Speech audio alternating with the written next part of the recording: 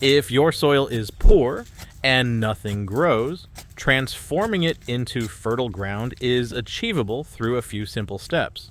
We'll cover two effective methods, and the second one might surprise you. The first method is to build a raised bed garden. This involves creating a structure above your existing soil and filling it with high-quality soil and compost. Raised beds offer better drainage, prevent soil compaction, and can be filled with nutrient-rich materials that provide an optimal growing environment for your plants. This approach is especially useful if your native soil is heavy clay, sandy, or otherwise lacking in nutrients.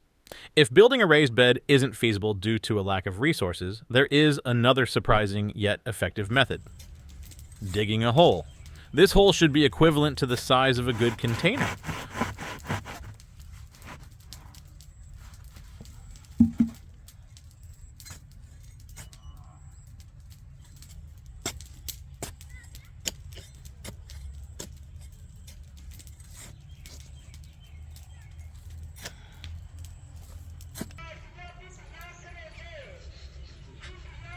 Once the hole is dug, fill it with compost or manure.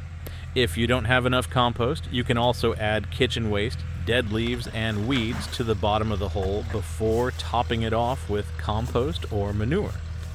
This layered approach creates a compost pit that enriches the soil over time. It's important to note that these materials, especially kitchen waste, dead leaves, and weeds, take time to decompose, typically a minimum of 4 to 6 weeks. Therefore, it's best to start this process at the beginning of winter when your garden is not in use. The cold weather will aid in breaking down the organic matter, turning it into rich, fertile soil by the time spring arrives. To ensure you don't lose track of where you've enriched the soil, place some sticks or markers around the area. When it's time to plant, you'll easily locate the enriched spot, ready for planting.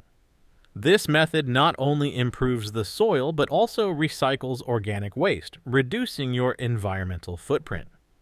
This process essentially creates a mini composting site right in your garden, directly improving the soil where you need it most. By the time the planting season begins, you'll have a nutrient-rich bed that's perfect for growing vegetables, flowers, or any other plants you choose.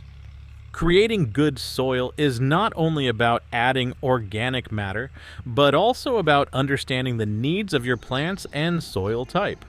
Regularly checking soil moisture and fertility, and adjusting your approach as needed will lead to a thriving garden. By incorporating these methods, even the poorest soils can be transformed into productive growing spaces. Please feel free to share any effective organic methods you may have in the comments section below. For additional recipes and comprehensive instructions on creating your own nutrient-rich fertilizers and sprays, don't forget to click on the video links provided in the description.